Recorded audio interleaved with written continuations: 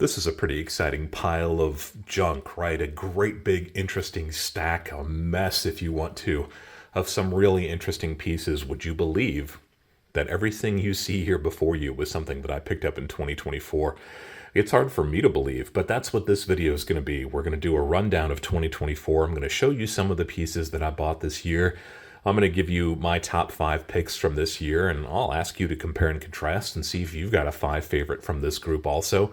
I'll give you one of my goals for 2025, and I'll also give you one of my New Year's resolutions for 2025. I'm so happy that you can be with me on this journey, a 2024 year in review.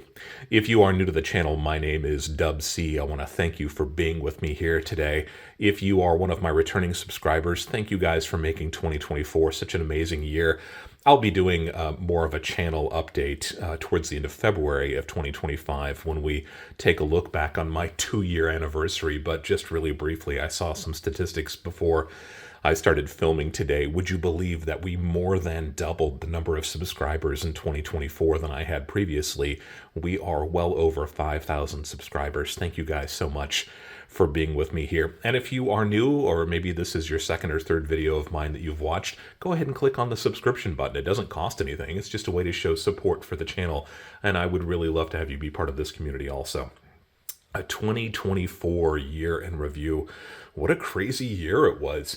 I never really have any expectations when I set out at the beginning of a year. It's not really something that I have planned. I am fortunate that I am at a point in my stacking lifestyle, or whatever you want to call this hobby, that I think I've pretty much got my bases covered. So I do allocate a little bit of money here and there. I do try to adjust my ratios a little bit here and there. But really, it's all about buying those pieces that truly excite me. And that's what you're seeing here. Hopefully, it's really exciting you also. I'm just going to go over some of the highlights of this year. And then, like I said, I'll give you my top 5 picks for the year. And I'll give you a little bit of insight into some of these pieces if you haven't seen them yet. We're just going to start here at the top, and what you're looking at, believe it or not, is 5 or 6 different types of 10-ounce Engelhard silver bars. Engelhard, one of the most important refiners. For those who collect vintage silver, they really started servicing the commercial, or rather the individual market, the consumer market, before anybody else did. The other exception would probably be Johnson Matthey. But the interesting thing about Engelhard is that they released so many different types of bars. There's so many different varieties. We've talked about that a little bit on the channel. The website allengelhard.com, which carries and talks about other refiners also, has assigned most of the silver bars in the Engelhard series a series definition, kind of a series number. And we're going to talk about a couple of those here. The vast majority of the pieces that you're looking at here in the upper right-hand corner are bars like this one. This is a 7th series 10-ounce silver bar from Engelhard. This dates to the very late 1970s. And this is often called a P prefix because of that small P that stands for Plainville. It's one of the locations of one of their refineries. We'll talk about another one here in just a few minutes. But this is a typical 10-ounce poured bar from Engelhard. And you can see the cooling lines on the back. This piece has some amazing original tone to it. I know it's a little bit strange sometimes to talk about tone on silver bars, but coming from a numismatic background like I do, I always kind of apply those numismatic terms to my precious metals. And I think over time, it's really started to make an impact. I think I've got a really nice solid collection of pieces that maybe have a little bit of extra value to them because of that numismatic terminology, something like tone. These bars have never been dipped or cleaned before. I think that's kind of important. So 7th and 10th series bars. These are bars that Engelhard made about 50,000 examples of. But even though there are so many of them made, there are so many people who want them, and probably quite a few of them were melted down in the 1980s. That there are far fewer surviving members than that 50,000 mintage number would suggest. And I think that's really important when you're talking about the idea of a sweet spot. Well, it's something I've talked about before, and I will talk about it a little bit else more in this video.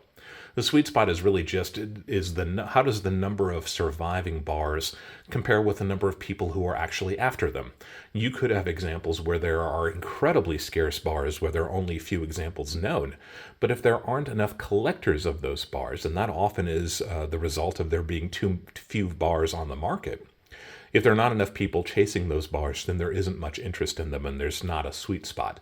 Engelhard satisfies that sweet spot. So whenever I get an opportunity to pick up pieces like these bars, and they're not crazy overpriced, and they're in good shape if they haven't been scrubbed and buffed and shined, I'm inclined to try to pick them up. I don't always get them, but in this case, I was able to find an original Hoard, a collection of bars that was probably assembled in the 1990s. I called that the Springfield Hoard. I'll put a link down to that video below. You're going to hear me offer a lot of links in this video because I've shot a lot of these pieces before. If you want to take a deeper dive, I'll provide you the links so you can take a look at those videos that are specifically about those items. But the Springfield Hoard came to me in early 2024, a group of bars that was part of an estate that had been collected probably in the 1990s that consisted of early 90s and mid to late 1980s silver bars. And you're seeing a pretty good assortment of this. Most of the 10-ounce Engelhard bars that you see here came from that Hoard, the Springfield Hoard, named after the street upon which the person who acquired this set originally had lived. This is an example up here of an 11th series bar, and I talk about the comparison between the 7th and 10th series bars, which are quite similar, and the 11th series bar that you're seeing an example here. They look really similar, especially if you're kind of new to stacking. You may say that these are identical. Far from it, believe it or not. These are a poured or a cast bar, literally a molten silver poured into a cast, or into a mold rather.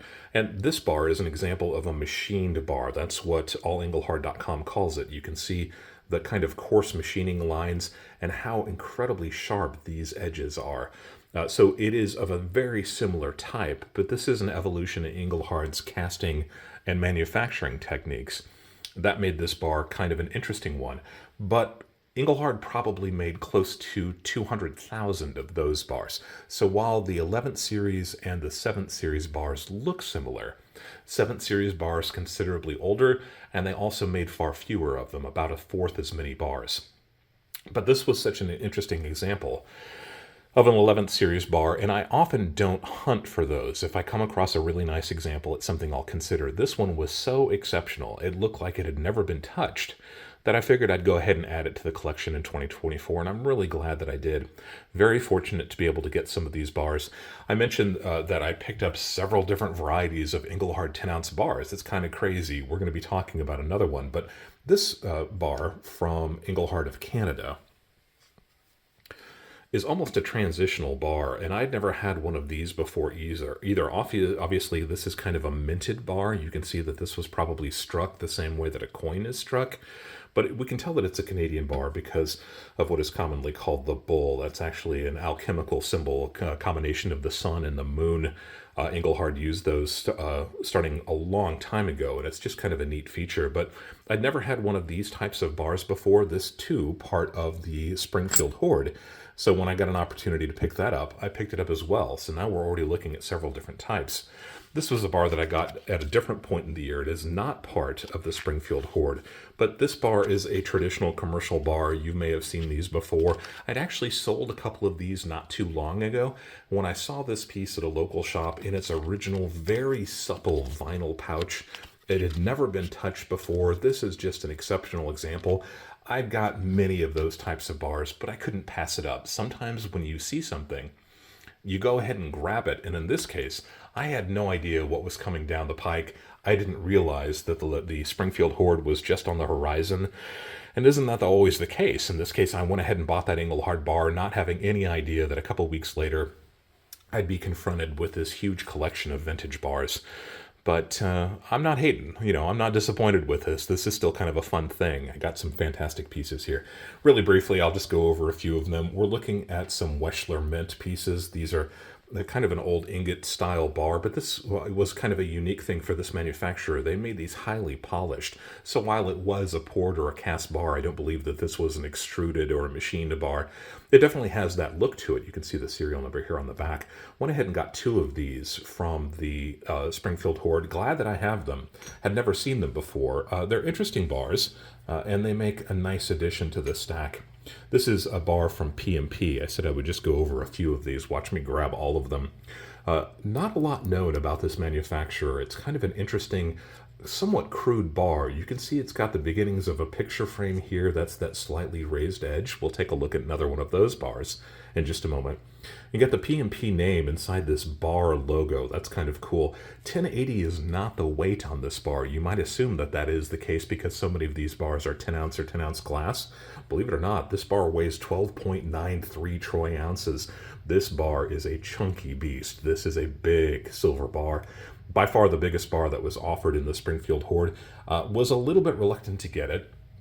This is an example of a bar that probably does fall outside of that sweet spot.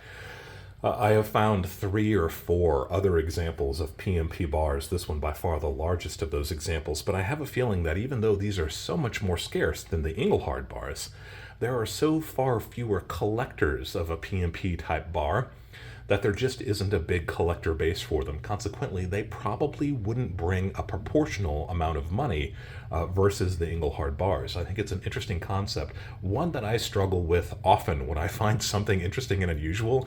You have to kind of ask yourself, does interesting and unusual really equate to scarce and valuable? And sometimes it does, but often it doesn't. I think the P&P bar is a good example. Maybe I'm wrong, maybe it is a really valuable bar, but there are so few examples out there that it's really kind of hard to tell. My favorite bar probably, and we'll talk about this one again later, is this TSRC bar, also of the Springfield Hoard. This is the only example of a Kit Kat style bar that was in that group.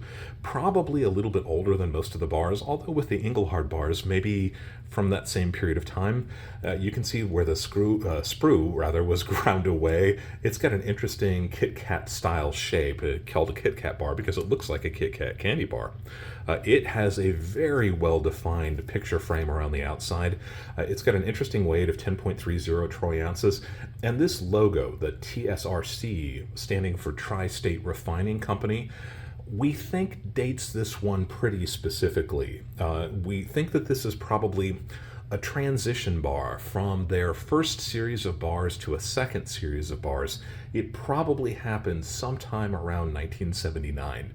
So this is a really specific bar, and the only example of a tri-state refining bar that I've been able to find that does have that raised picture frame. We'll talk again a little bit about that one later. If you've got an example of a TSRC bar from this period that has that raised picture frame that is a Kit Kat style, all of those attributes combined, definitely let me know because I think it's a little bit unusual. We've got a selection of interesting Silvertowne bars, the last of the bars that I'll talk about that came from that Springfield Hoard. Actually, this bar, this 10-ounce Silvertowne bar, I had always kind of had I don't want to say a negative view of Silvertowne. I had plenty of Silvertowne early in my stacks because it was really one of the most popular bars where I am. But the thing that I didn't like about the Silvertowne bars is that they often were very, very generic. There was nothing interesting or unique about them. And again, coming from a numismatic, a coin collecting background, I was really after unique and interesting, and that's not Silvertowne until I started to discover these. I mentioned before in the videos that I did about these, especially the 5-ounce bars that you see here. This is an example of one of them. I just happened to pick up a couple of these about 15 years ago from one of my favorite dealers who has since passed away. And I was not a big fan of a small bar. I was not a big fan of Silvertowne, but something about these bars just kind of caught my eye. I thought they were cute, so I picked up a couple of them. Put them in my deep storage stack. I never even thought about them. And then when all Engelhard started to emerge and my interest in vintage bars really started to grow, I took a second look at these and realized that these are very early examples of Silvertowne. We know that because of the Silvertowne, the serial number on the back, not something that Silvertowne is known for, right? I said that Silvertowne is kind of generic, nothing interesting about them. These pieces have serial numbers on the back, and the way that Silvertowne has spelled out the word fine here is really significant. A few years ago, and I'm talking probably within the last 10 years, Silvertowne started realizing that there was a demand for their old style bars. So they started making those bars again. We call those retro bars in the field. And they mimicked quite closely these older bars. Actually came from the early 1970s. Silvertowne did a run of 75,000 serial numbers across all of the different size bars that they made. So that's one of the ways that we know that these pieces are the earlier pieces, but also the way they have the word fine spelled out there. The newer bars, the retro bars, look virtually identical to these, but instead of the word fine, they say F period S period. So that's how you know that those are the newer retro bars that look like the older bars, but they have been made pretty recently. They also don't have serial numbers on the back. Now, I walked into one of my local shops, probably about the middle of the year, and there were 4 bars lying on the counter. These 3 bars and another, and I'll talk about that in a few moments also. But this Silvertowne bar was part of the Springfield Hoard, the only Silvertowne bar that was included in that group, and you can see that this one also has the word fine spelled out and has a serial number front and center. Silvertowne and Hoard did make a series of bars together, and they had a co-branded bar, or a couple of bars, that looked very similar to this. And we call the 7th and 10th series bars, sometimes we call them waffle backs because of that design on the back. Those are just kind of cooling lines. This bar exhibits the same thing. So I think this is probably from about the period of time that Silvertowne and Hoard worked together, but this is not a co-branded bar. That would have been too cool. Keep your eyes out for one that looks like a Silvertowne co-branded Hoard bar. That is an interesting and far more scarce bar than this one. But this was my first 10-ounce genuinely old Silvertowne bar, and it was part of the Springfield Hoard. Glad to get this piece added to the group also. I mentioned that I walked into a local coin shop and I found 4 bars on the counter, of which 3 of them were Silvertowne. And I did a video about collectible Silvertowne bars. Not something I ever thought I would be, but 2024 turned old Dubsy into a Silvertowne collector. How fun is that? So now, in addition to these 3 smaller bars and the 10-ounce bar, I have those 2 original bars that I picked up about 15 years ago. And when you get 5 or 6 or 7 bars from the same manufacturer, believe it or not, you're starting to be a collector of those bars. So color me now a Silvertowne bar collector with certain caveats. It's got to be a really nice bar. It's got to be in great condition and has to be one of the older style bars. What else do we have here? Interesting pieces all around. I was able to pick up a very tiny amount of gold this year and a very tiny amount of platinum. Platinum was really one of my goals. Not really a goal, but one of the things that I was looking for. I bought this really interesting set from the Canadian Mint. This is a 1988 set that celebrates different things, but in this set there is a proof silver maple, kind of a little bit unusual. You don't see those very often. Also a 10th platinum and a 10th gold. So I was able to buy a whole 1/10 ounce of gold this year in the form of this set. But I also got a 10th platinum, and I have even more than that. That's one of the pieces that I haven't shared with you yet that I will share with you towards the end of the video. I am a big fan of crowns. Crown is just simply the largest silver coin that was made in a country that circulated silver from about the 1600s all the way up until maybe the 1930s. So I have always been a fan of those. I tend to go a little bit earlier. Pieces that I buy, I want them to be 1800s or even earlier, and I also want them to be larger size pieces. But I was able to get that in quite a few examples this year. You're looking at some Mexican Republic 8 reales.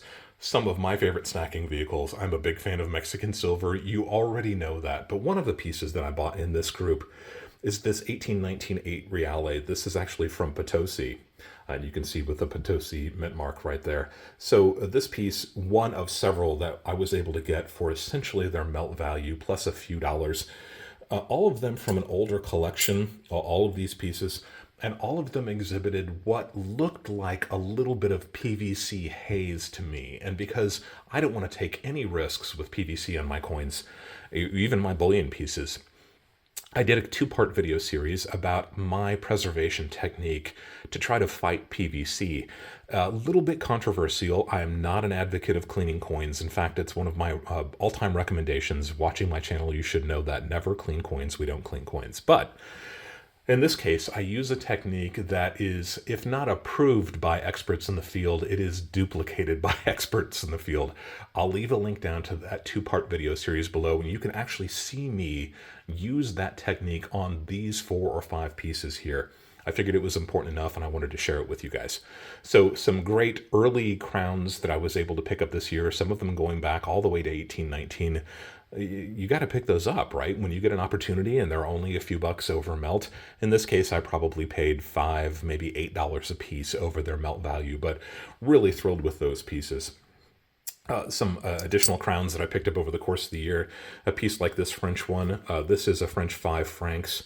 And it is not in the best condition, but that's okay. Sometimes I don't mind that. If they're showing honest wear, you can see how dark the patina is on this piece. It hasn't been cleaned. It hasn't been scrubbed. If it was cleaned 100 years ago. So this is a really typical circulating piece. You can see it's got some rim bumps and damage here too. This is a piece that I literally picked up for its melt value. And when you're talking about a piece that has this kind of age on it, this piece goes all the way back to 1849, and you're buying it for essentially its silver value, I can't say no to those. And that's an addiction of mine, an affliction that I have that I hope stays with me for a long time because I really love picking these pieces up. You noticed a couple of Philippine pesos here.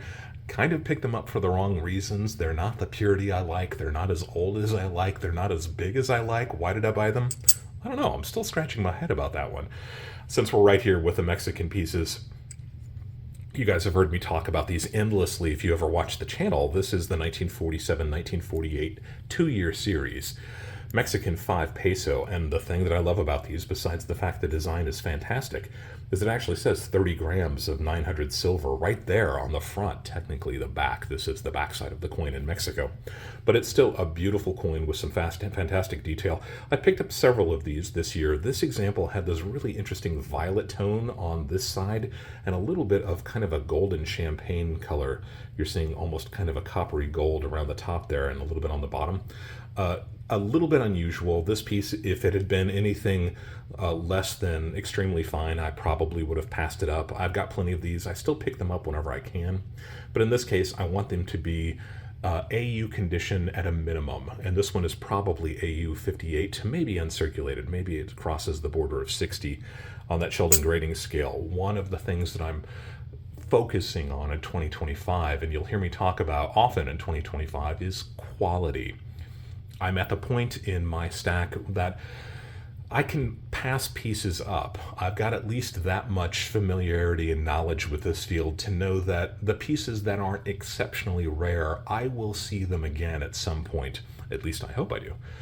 And because of that, if something isn't in really good condition, and whatever condition I feel like I want it to be, in the case of the 4748 5 pesos, that's a good example. You know, I want it to be an AU 58 at an absolute minimum, but I really prefer them to be in the 60 plus range. And if I find something that is not in that, I'll probably just let it go. It's not that important to me. Focusing on quality, that's really what I'm going to try to do in 2025. Since we're talking about that piece, it's hard not to talk about these two fantastic examples that you see down below. I am incredibly fortunate that about a month and a half ago, I bid on these two pieces that were part of an auction that really contained these types of coins. So these are far older, and I think that because of that, the bulk of this auction was really older pieces and then some bullion pieces also. And mid-century pieces weren't really part of what this selection was. And because of that, I think a lot of collectors probably just didn't even bother looking through this auction. Super glad that I did, though, because I found this 1947, 1948. Again, it was a two-year series, so this is a perfectly matched set. You just don't see that very often. Both of them in modern PCGS plastic slabs, both of them graded MS67. What's exceptional about these is that I bid so much lower than I thought they would go, and I wound up winning them. Again, that was from my fourth quarter of 2024 stack update. If you haven't seen that, I'll leave a link to all three of my quarterly updates from 2024. Might be four.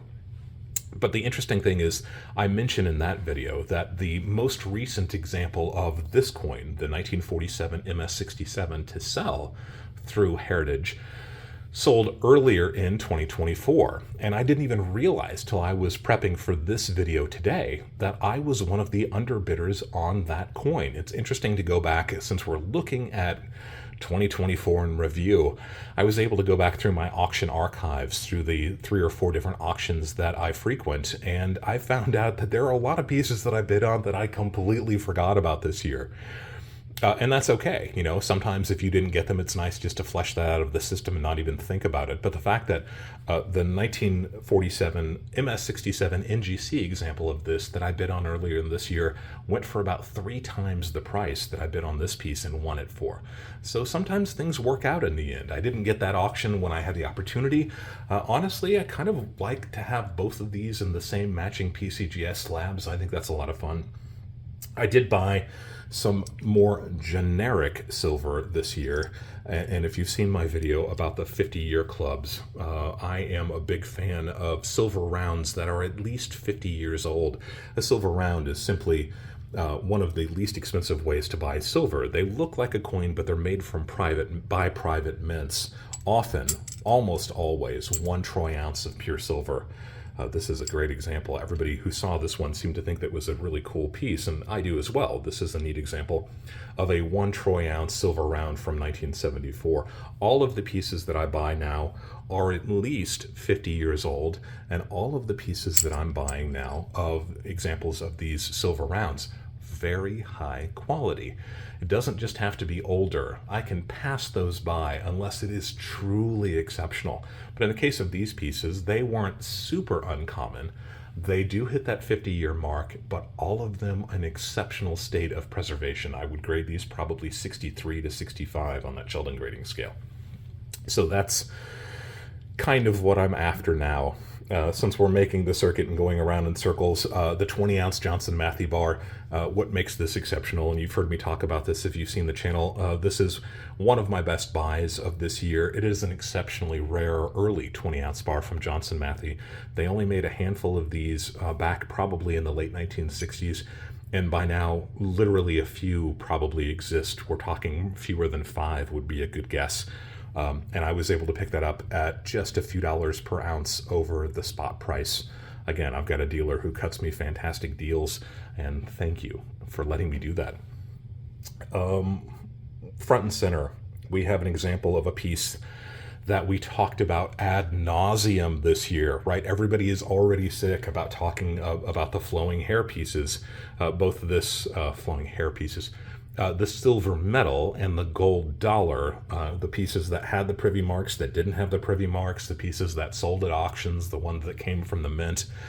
If you haven't seen that, I have an entire playlist of those where I talk about the beginnings of this series, how it started all the way back in the 1790s, how the mint made pieces out of silver and out of gold, how some of them have special marks we call privy marks, how much those pieces sold for in the aftermath of it. I'll leave a link to that playlist down below. It is a fantastic piece. It is definitely one of the most interesting and controversial pieces that came out this year, but man, I hope we don't talk much about it in 2025 because it is really beating a dead horse at this point. An interesting piece that I picked up right at the end of the fourth quarter is this interesting little peace dollar. It's not really a peace dollar. In fact, you're probably noticing some very ghostly words under the date here. In God We Trust going across the piece here. You can see the little bit of a ghostly liberty around the outside and the very, very faint, if I can get it right, outline of another nose right there. That's actually John F. Kennedy. This is a 1964 JFK half dollar, 90% silver half dollar. And it's been overstruck with the image of a 2024 peace dollar. This is part of the Intaglio Mint's new series of overstruck pieces, and I understand they're making 12 of these every year, different styles, so every one of the most popular American coin styles, overstruck on a genuine 90% Kennedy half dollar from 1964 with a very limited mintage of only 250 pieces per style. And this is one of the 250 that they made of the peace dollar this year. The first year they've made these pieces, the price on those was $22 when I bought it, and I think that that's a fantastic bargain. So not everything has to be a super rare, scarce bar that there are 10 known of and, it cost you an arm and a leg. If you're going for quality and you're going for interest, you can seek out those pieces that really aren't that expensive. $22 is not bad. I think maybe $25 with shipping. So glad I got this piece. It's a really interesting piece. I can't wait to see what Intaglio Mint has next. I've got a small selection of silver art bars, and I've talked about these a little bit, and the fact that I don't really have that much experience with art bars. I know about them, but I kind of discounted them myself for the longest time. But this year I kind of reflected a little bit. I listened to my own diatribes about them, the fact that so many of these were melted down in the 1990s and 2000s. These were popular in the early 1970s up until about the bicentennial. And I was enjoying thinking about these and how they have been kind of pushed off to the side, and how they still are an interesting relic, if you will, kind of an interesting beginning of stacking for a lot of people. So I was taking a second look at these pieces when I saw them at local shops, and I'm really glad that I did. I picked up several this year. You've got some examples here. These are now 50 years old, and there are far fewer of them than I think a lot of people recognize. Again, I'm looking for interesting pieces, and I'm looking for a high state of preservation. If I can find those and it's not a big cost, I think I'll probably pick up some more of those in the future. What are your thoughts about the art bars? Do you like them also?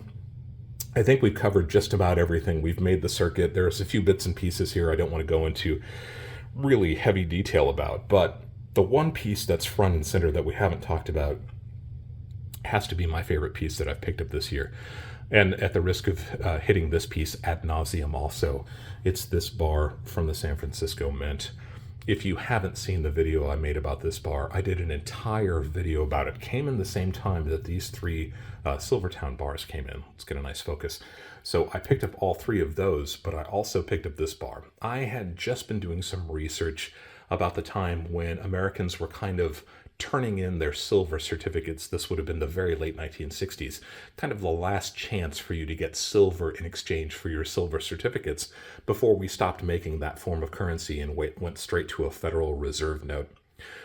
And it was fresh in my mind that the Mint had made silver bars to hand out to people who were turning in those silver certificates. In some circumstances, often it was silver shot. That's just silver granules.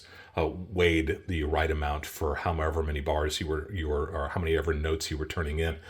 But I recognized that idea when this bar came into a local shop, and I picked up the Silvertowne bars, and I knew that bar was interesting. I just didn't realize how interesting it was. I took it home, went on vacation for a few days immediately afterwards, didn't have a chance to look at it, but when I got back, I did substantial research on it, and you will definitely enjoy the video that I made about that if you haven't seen it, if this is of interest to you. It turns out this is an incredibly scarce bar from the San Francisco Mint, made probably the late 1930s to early 1940s. It is an exceptionally rare piece. We don't really have a lot of knowledge about these pieces, and we are uncovering a little bit more every day. But the fact is that there were probably, if I had to guess, fewer than 500 of these made for probably the 1930s to the 1970s. And there are every indication that there are far fewer than that, and those bars that were made were probably also melted down. We are very fortunate that there are a few people who have studied these, and I referenced those in the video that I made about this bar. But we are also very fortunate that Heritage Auctions just happened to have a sale of these in August of 2023, and that sale included about 45 examples over that period of time, 1930s to maybe 1970s, a little bit later, a little bit earlier, give or take. And it was the first time that we've seen this many of those bars sold at auction, and they were white hot. The market was eating them up. It was something to see. So you're looking at an image of what a typical bar from this series sold for during that auction. And I'm still pinching myself that I have an example of one of these bars now. It is one of my all-time favorite pieces of bullion. In fact, because of its direct tie-in to the San Francisco Mint, it's really one of my favorite pieces of numismatica, if you want to call it. Anything in my entire collecting sphere that has to do with coins, this would be one of my all-time favorite pieces. It is really just that exceptional, unusual, and I happened to get it in 2024. What a great year for a collector, right? I'd mentioned that I would talk about my top five, and I'll go in reverse. You've already heard me talk about most of these pieces here, and I'll talk a little bit about a few pieces that didn't quite fit into the rest of the videos that I made in 2024, and I will be kind of augmenting those ideas when we get into 2025, so you may see these reemerge in 2025. Let's start with that top five list. We're going to go in reverse. We're going to start with an honorable mention, and that has to be this little overstruck piece that I just talked about. It is such a fun, interesting, kind of get you excited at a very low price piece. Check out Intaglio Mint's website. Look at the other pieces. This example is already sold out, but there are lots of other fun examples. And the thing that I like about the Intaglio Mint pieces, and I talked about them in the fourth quarter update quite a bit, is that they really focus on quality. They make really exceptionally well-made bullion products. They are not your typical round manufacturer. They really put some thought and effort into it. So the fact that you can get a beautiful overstrike 90% silver piece for, the price of a lunch somewhere or of a medium-sized pizza, I think it's a lot of fun. So it gets an honorable mention. Maybe as time goes by, it would have made it into my top five list, but I picked up some fantastic pieces this year. It's hard to argue with it. Number five would probably be the TSR bar, just because it's so interesting and unusual. I don't have any other examples of Kit Kat style bars. I've had several that kind of meet that qualification, that really look like a candy bar, but this one is such a perfect example. This is everything that a person who collects those types of bars would want in one package. It's just really cool. One of the Springfield Hoard pieces, one of my favorite examples of silver bars from this era, and it's a perfect example of a piece that would make it into my top five for 2024. I mentioned the 7th and 10th series bars from Engelhard. I love those bars. I've got stacks and stacks of those, but I picked up an interesting example earlier this year that I didn't talk about yet, and that's this example that you see here. This is technically a 9th series bar from Engelhard. Isn't that funny how there's so many different series? Has a lot to do with the verbiage that you see, the style of bar, but the one interesting thing about this piece is that W at the front. And that indicates that this bar was actually made at Engelhard West in Anaheim, California. And it wasn't a facility that was in operation for very long. They had a very unique finishing style for these bars. It's got everything that those 7th and 10th series bars have, except it is much more scarce. While they made roughly 50,000 of those examples, and they made somewhere on the order of 200,000 examples of the 11th series bar, that machine bar that we talk about, they only made about 18,000 examples of the W bar. And that is my first and only example of a West facility bar from Engelhard from the same period of time, a 9th series West prefix, W prefix bar. Definitely an unusual piece. Keep your eyes out for them. They do command a stronger premium, but it's not the kind of thing that a casual collector would really recognize. So look for those W prefix. Again, you're looking for quality. You want these to be really nice examples. But if you find a legit W prefix, you might want to snap that piece up. Number 4 in my countdown. Number 3 would be the 20-ounce Johnson Matthey. I've talked about it so much. It's fun to pick up and hold. It's an unusual size. It's an unusual weight. It's an early bar. It's a very scarce bar. It's everything you want in a collectible piece of silver, but it's a little bit larger, right? A 20-ounce bar is considered one of the bigger bars, probably by a lot of collectors, and I did a video recently where I talked about my big, beautiful bars that are bigger than 10 troy ounces. I'll put a link to that down below as well. An interesting bar. Number 2 would have to be the 1947-1948 5 pesos. I am such a big fan of those. I've got rolls of them, but I've never had a really, really genuinely high-end example. My best examples would probably top out at a 65.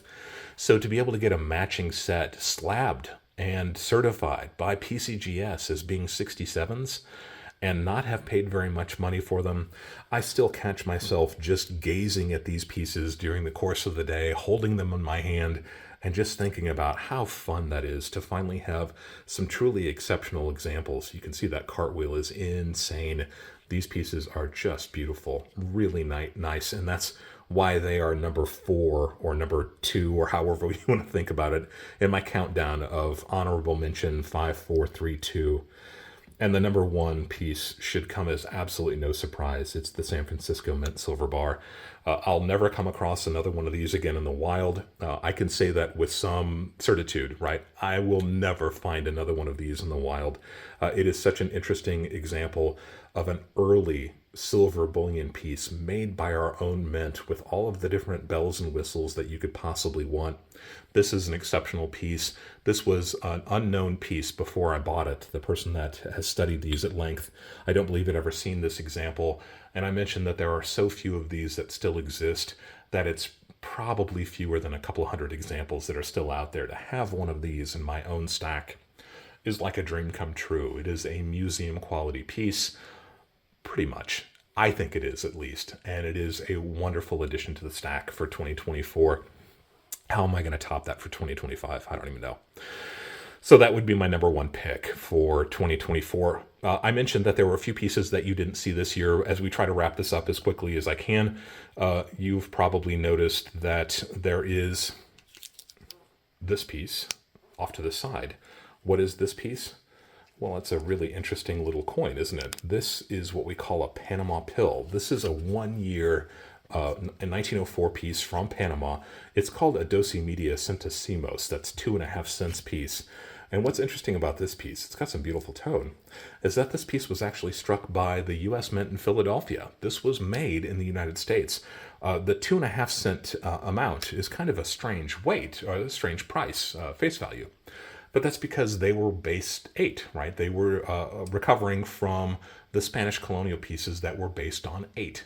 So as they moved into decimalization, that is the tenth, a half, a full, 10 units per unit, this piece helped kind of bridge that gap. So if you had a 10 centésimos and you added a 2.5, you had a 12.5 centésimos, and that combined gave you 1/8 of a dollar or a peso or whatever it was that they were working with.